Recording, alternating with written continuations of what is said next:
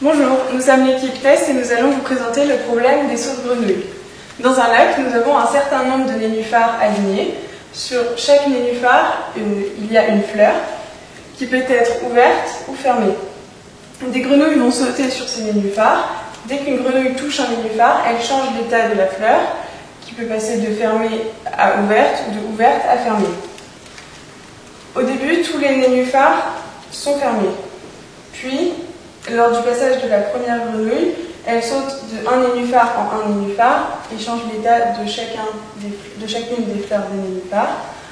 Ensuite, la deuxième grenouille saute de 2 nénuphars en 2 nénuphars, puis la troisième de 3 nénuphars en 3 nénuphars, etc.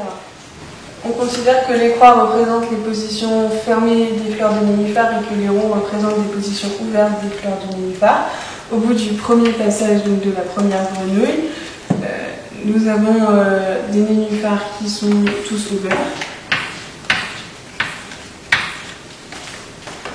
Puis au bout du second passage de la deuxième grenouille, nous avons une alternance entre des nénuphars ouverts, fermés. Baptiste, peux-tu nous dire ce qu'il en est de l'état des nénuphars au bout du 6e passage ? Donc pour modéliser ce problème, on a décidé de prendre des jetons parce qu'on n'avait pas de nénuphar ou de grenouille à portée de main. Du coup on a pris ces petits jetons, donc noir ça représentera un nénuphar fermé et blanc un nénuphar ouvert. Et comme ça au passage des différentes grenouilles on peut les tourner dans un sens ou dans l'autre. Première grenouille.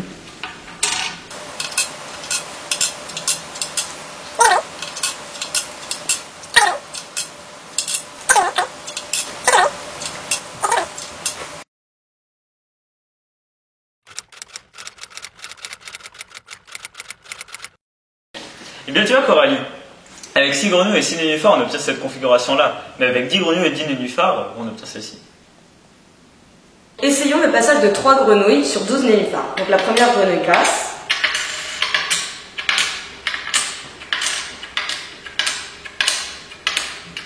Puis la deuxième. Et la troisième. Non mais c'est bon là. C'est beaucoup trop long, ça devient fastidieux là. J'ai fait un programme, ce sera beaucoup plus rapide pour les N grands.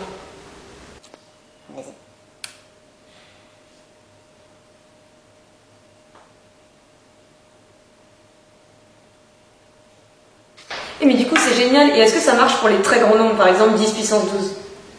On peut essayer.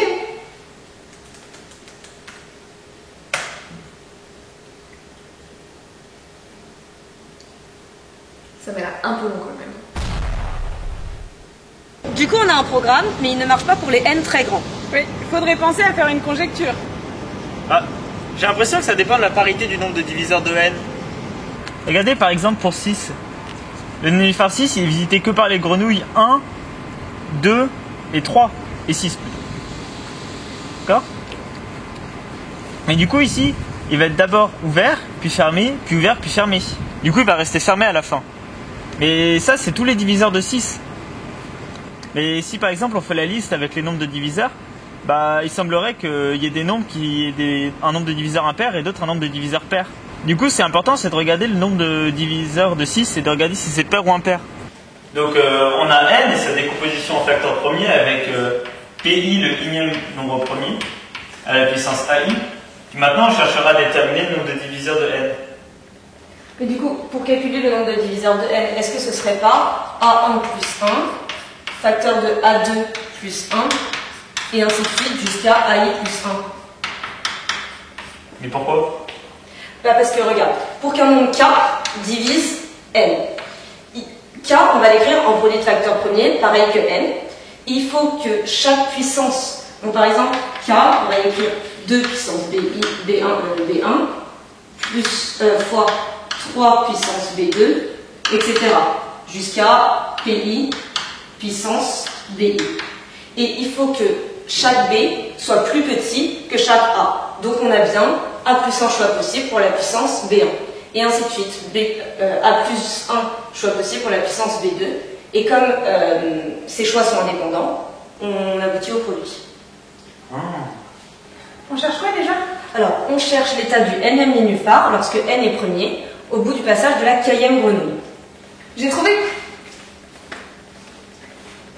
Lorsqu'on a n nénuphars et que n est premier, les seuls diviseurs de n, c'est 1 et n. Donc, la première grenouille change l'état de ce nénuphar et seule la nème grenouille va le changer à nouveau. Le nénuphar est donc fermé. Et du coup, pour k et n quelconque, qu'est-ce que ça va donner?